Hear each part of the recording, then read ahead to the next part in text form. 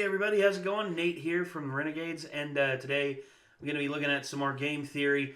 It is called Game Theory: The Killer's Promise, FNAF Sister Location. Yeah, it's been a while since I've gone back to these, and I figured, why not? It's a good time. I mean, gotta help, gotta pad out the channel in some way, and figured Game Theory is one that really oh Jesus. You see, okay, we're up in the streaming office. I actually have, the main screen right here in front of me where the camera is. And then I've got a secondary screen off here so that I can keep track of the recordings and everything. And I gotta say, the lights that I have in the lamps up here, they make my hair look red. It's weird. I don't like it. My hair's black/brown, but I don't know, with the light refracting off of it, and also the color of the walls in here don't help either. The color of the walls in here is kind of like a very plain beige. We'll see if we can work on that. See if we can't put up some like sound protection or stuff like that. I mean, honestly, you all have suggestions. Feel free to put those forward. But I figured what I would do for right now is I would do some game theory. Seeing as how Ben and the rest of the Renegades don't really feel like doing as much game theory, I figured I'd jump back into this. And honestly, if there's more stuff you want to see me react to solo, feel free to let me know with a comment, or feel free to go to our Discord. We are going to eventually set up going to set one up over there to where you can request a request for me to react to something solo. So honestly, I guess without further ado, let's just jump right in. Let me get the video on screen. Okay, there we are. Get it full screened. Okay, so 3, 2, 1, go. Isn't this why you came here? To be with her again? Don't you remember what you saw happening in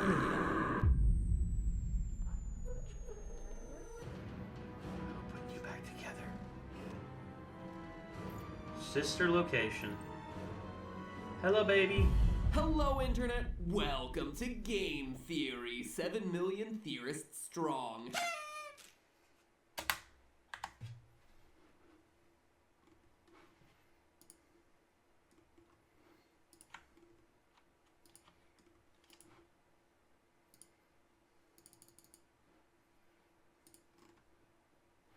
Oh, darn it, wrong way.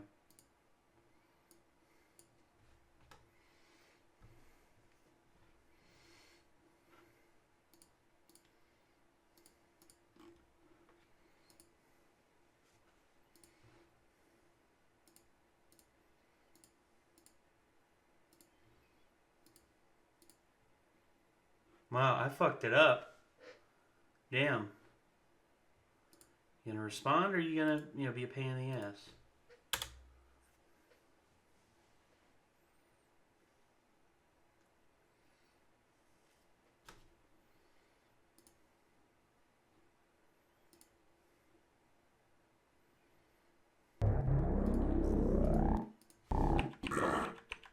Welcome.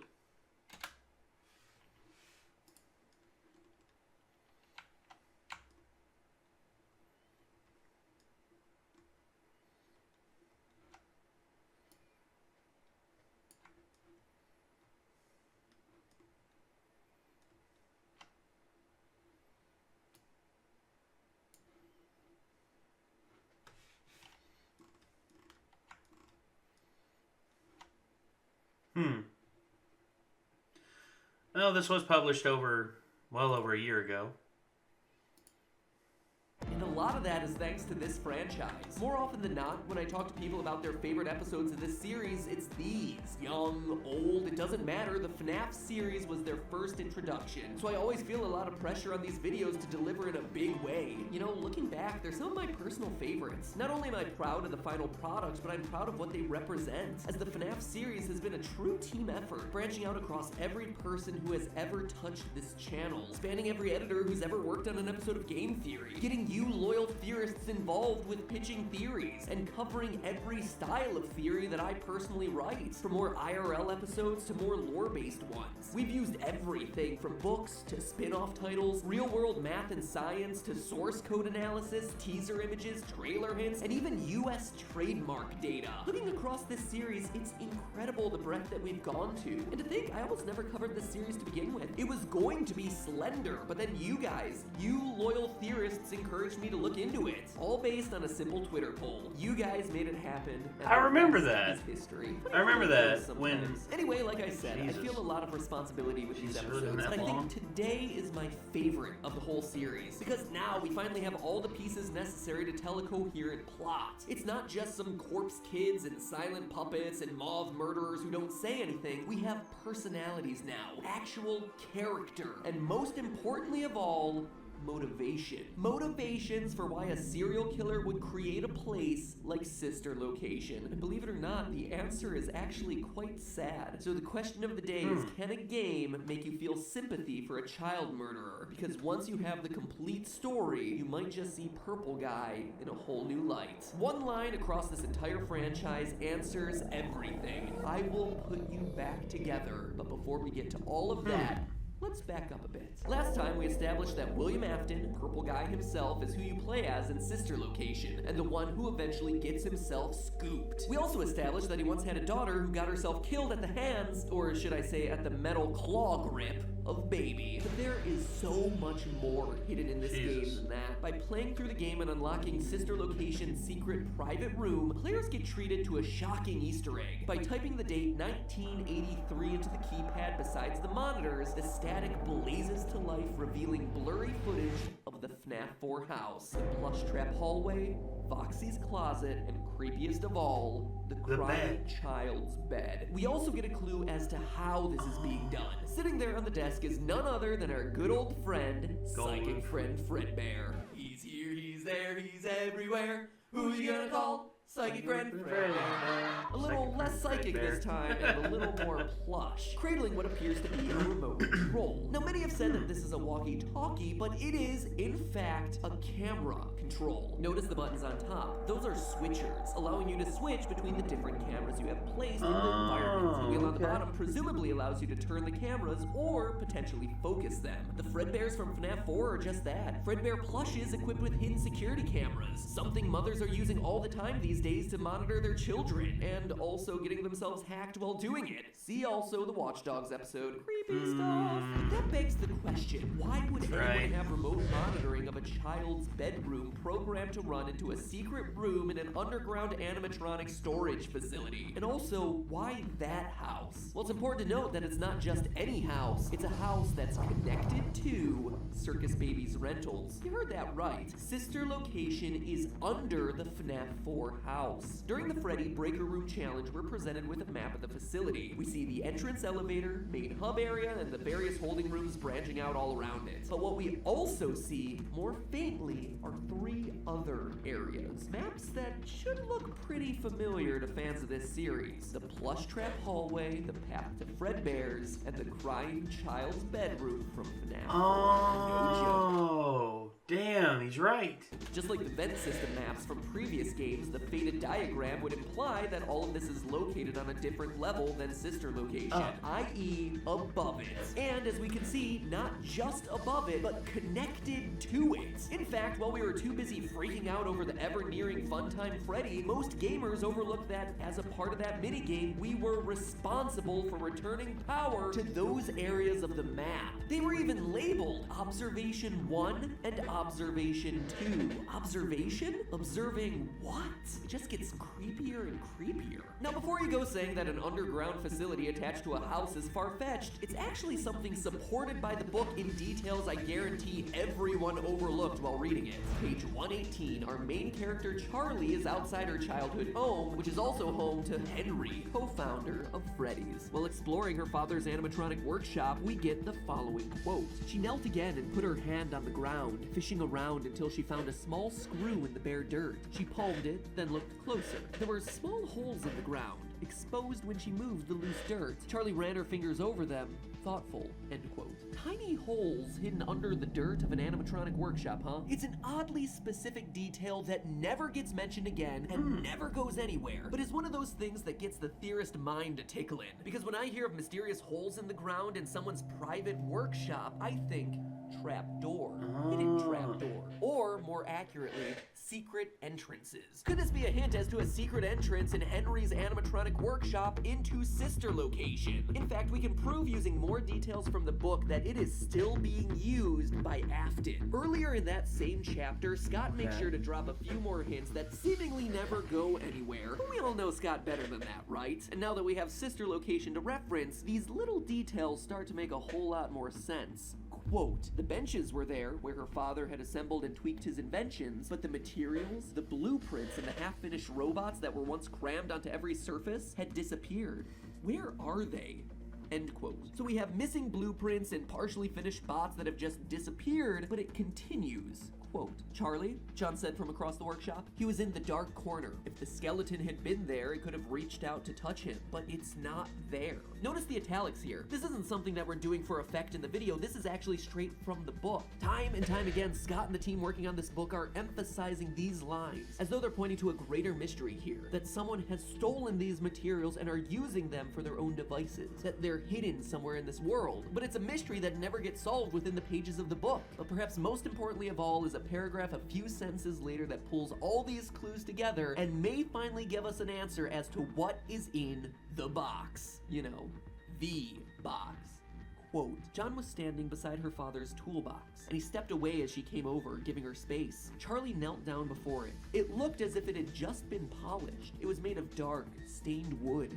Glossy. All the tools were polished and clean. They looked as though they had just been used that morning, wiped down and put away meticulously, like someone still cared for them. End quote. Stolen blueprints, missing robots, pristine tools despite supposedly going unused for 10 years, hints at a trap door and William Afton lingering around the town in disguise. Quite simply, the pieces here add up. But again, that's hints that we can glean from the book. The bigger question here is, why would Afton be spying on the FNAF 4 house in the games? Well, because it's his. As we established last episode, you play as Purple Guy, and each night you go back to your retro-themed house. At first, these cutscenes seem like they should just be absurd breaks from the spoopy action of the main game. Clara, the baby isn't mine! But look closer and you notice the details of the room. In particular, a very ugly lamp. A very ugly, very familiar lamp. One that we saw in, you guessed it, FNAF 4. In other words, this is Afton's house. And from his underground private room, he's observing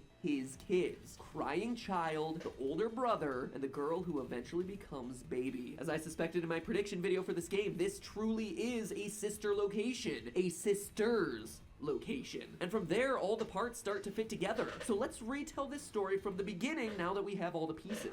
Remember what will happen if he catches you. It's a line we hear repeated over and over again throughout FNAF 4, and now we know why. Crying Child has seen Golden Bonnie abduct children multiple times in the past. This moment in the back room that we all debated about whether or not it was a murder is in fact a child kidnapping. Silver Eyes proves it as it shows that Purple Guy kills by trapping the kids in spring-lock suits. Quote, Carlton was wedged inside the heavy, barrel-shaped torso of a mascot costume, the headless top half of some kind of animal. His arms were trapped inside the torso section, pinned to his sides in an unnatural position. He could feel pieces of metal that pressed against his back and poked him. Dave said to Carlton, if you trigger those spring locks, two things will happen. First, all the locks will snap right into you, making deep cuts all over your body. And a split second later, all the animatronic parts they've been holding back will instantly be driven into your body. You'll die, but it will be slow. Having witnessed a scene similar to this, the boy is justifiably terrified, trying to avoid the pizzeria at all costs. But it's kinda hard when your father is one of the owners. Meanwhile, William Afton knows that he's been found out, hence the observation monitors and security Fredbears. He needs to be sure of his son's movements, even when he's at work, be it above ground or below. I mean, the guy may be a killer, but it's not like he could just kill his son, even if he was the witness to a gruesome murder at the restaurant. But Afton's problem gets solved prematurely with the fatal chomp of 83, a son William loved killed by the very animatronics he also loved, leading us to one fateful promise. I will put you back together. We've analyzed this line a lot in past theories because it's not only the final lines of FNAF 4 and FNAF World, thereby making it super important to this franchise, but because it's also presented to us in a different color than Fredbear's yellow. Someone else is talking here. And now we can finally pinpoint who said it, and more importantly, why. It was Afton. I will put you back together. A promise to fix his son, a broken son, in the only way that he knows how: animatronics.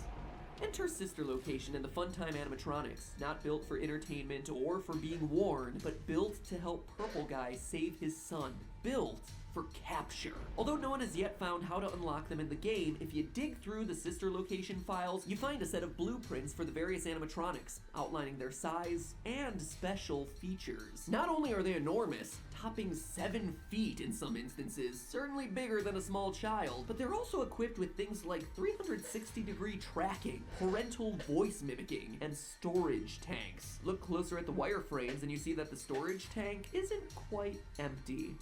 Yeah, that's a child in there, curled up, hidden in Fredbear's stomach, captured alive, ready to be experimented on. Because Purple Guy is no longer killing to satisfy himself, he's doing it to recover his son, to figure out the secret of fusing souls into animatronics. You heard me, Afton wants to unlock the mystery of giving gifts, giving life. And if that seems like a stretch, just look at the number of sentient, independent, and fully aware robots in Sister Location. You not only have the core set, but there's also the baby babies and the mini Renas. Tens of sentient animatronics moving against their programming. And unlike past games where we received explanations like anti-criminal systems, dying guys in murder suits, or the products of a nightmare, here they just kinda exist.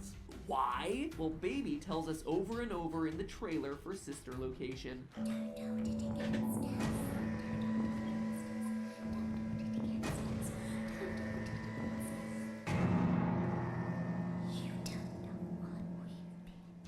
Before the game's release, we had no idea, but now we do know what they've been through. Experiments and controlled shocks. Dozens. And I mean dozens of children captured as the Funtime animatronics executed on the programming that told them to collect. Also that Afton could learn the secret to reawakening lost souls. As we see in Silver Eyes, he knows it's possible as he's not shocked at all when the animatronics come to life at night. Quote, "They're home with me." Dave's voice was coarse, and the large mascot head slid forward and tilted as he spoke. Their happiest day. All they know is that you're here, trying to take away their happiest day. You are intruders, end quote. And as evidenced by the animatronics crawling throughout Sister Location, he succeeds in his goal. But in doing so, he pays the ultimate price, losing the second of his children, his daughter, when she ignores his warnings to stay away from the robots. A daughter whose soul goes on to possess Baby, as evidenced by the eye color shift from blue in the minigame to green in all the other times that we ever get to see Baby. Now flash forward to the beginning of Sister Location, a place where, as we're told in the trailer, memories sleep, anger is restless, and secrets don't keep. The children's spirits are mad and eager to get out, but how does a ragtag group of sentient robots escape? Even if they made it to the surface, giant endoskeletons roaming around would be like the coming of Terminator 2, and humans don't take kindly to that sort of thing. And so they've been forced to concoct a sneakier plan to escape. They've put together their individual abilities Afton programmed into them, like Freddy's voice mimic and Bellora's misdirection tactics, to create a new entity, the collective consciousness known as Ennard, a tangle of wires and eyeballs that serves as their final hope. And we know it's all the animatronics together because it refers to itself as we. There is nowhere to go when we look like this.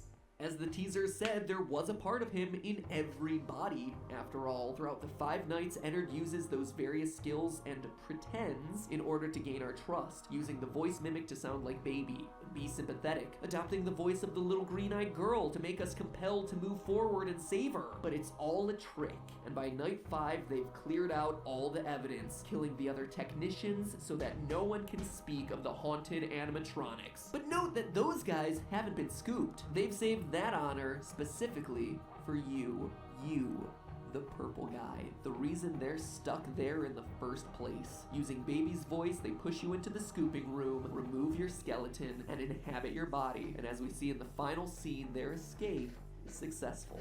The Purple Guy.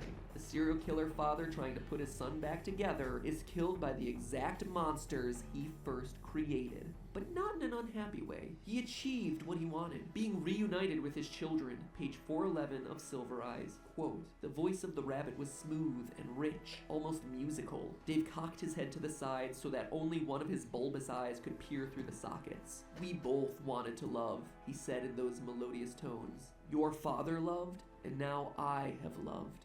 End quote. But hey, that's just a theory. A game theory! Thanks for watching. Welcome back to the Super Amazing End Card Tournament! Where last time I asked you whether you thought Sister Location was scary good or frighteningly bad. Survey said 97,000 votes for Sister Location and 30,000 against. So it looks like y'all felt that Scott got his groove back with this one. The follow-up question for today, which animatronic is your favorite? Maybe it's the scariest, maybe it's the one you most identify with, maybe it's the one you're most excited about yiffing. Hey, no judgment here. You yell and sniff all you want. Whatever your reasoning, just click on one. At this point, there's like 1,000, so let's just narrow it down to the essentials and you can include all versions of that character. So here we go. Your options are Freddy, Bonnie, Chica, Foxy/Mangle, Golden Freddy/Fredbear, Springtrap, and Baby. Apologies to all you Balloon Boy and Ballora fans out there. Seriously though, are you out there? Seems like those two in particular just don't fit in anywhere. Anyway, click on one of the options to cast your vote. And once you're done, you have two options. Number one, go and check out the FNAF playlist on the channel. Binge watch that sucker because honestly, it's a lot of fun to look back at those old theories and see just how far we've all evolved in our thinking about this game. Each episode is like a little time capsule. And you're like, oh yeah, I remember when there was only 4 animatronics and everyone was like, whoa, Golden Freddy is blowing my mind right now. Or option 2, if you're looking for a break from FNAF, might I recommend to you Salad Fingers over on the Film Theory channel. Seriously, if you like FNAF, then you will love my Salad Finger theories. It's creepy, it's mysterious, and it is ripe for theorizing. And it's brand new with part 2 of that theory coming out today, assuming you're one of the people watching this theory the day it comes out. In fact, you know what? Here's a link to go directly there. It's perfect viewing for Halloween weekend. Now, if you excuse me, I've got some Metroid and Mario theories in the works that have been on the back burner because of FNAF. So get ready for those. Enough jump scares for one Halloween. It is time we move on to some new theories. See ya next week.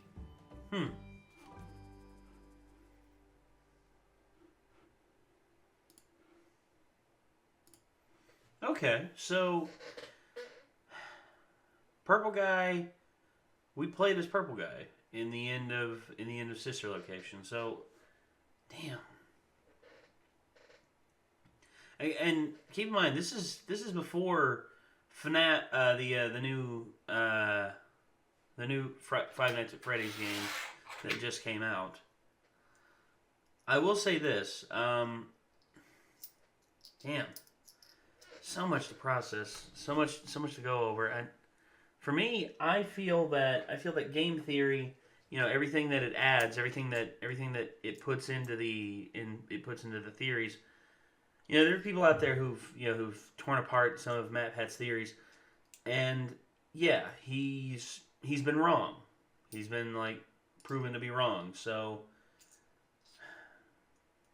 me, I choose. Okay, I'm not as much of a fan as I used to be, but I still find these theories engaging because, for one, you know, Matt Pat has a good voice.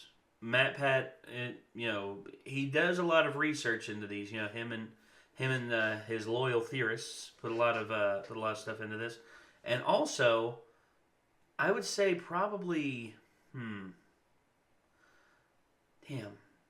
I would say that he puts about as much work into this as anyone could.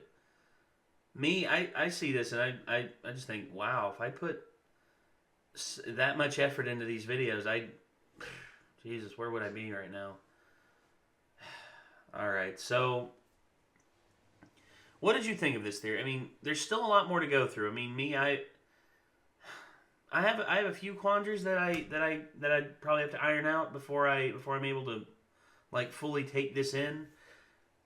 What do you all think? Do you think that this theory holds water? I mean, you've probably already seen the more recent ones, in which I'm catching up, guys. Eventually, I will catch up, and I will have caught up. Hopefully here sooner rather than later. So, if you all want to see more, feel free to let me know in the comments down below. Also, don't forget to check out the link to the original video. It is in the description down below, and also don't forget to check out our various other endeavors. And if you want to keep in the know about us, then feel free to hit that bell right next to the subscribe button, and remain notified about everything that we're doing. Also, don't forget to leave a like. Don't forget to leave a comment. And until next time, signing off, I'm Nate, and this was Game Theory, The Killer's Promise, FNAF sister location. And if you want to, like I said, if you want to check out the original, link in the description down below. Check out Game Theory if you want. And we'll see you later, everyone. Peace out.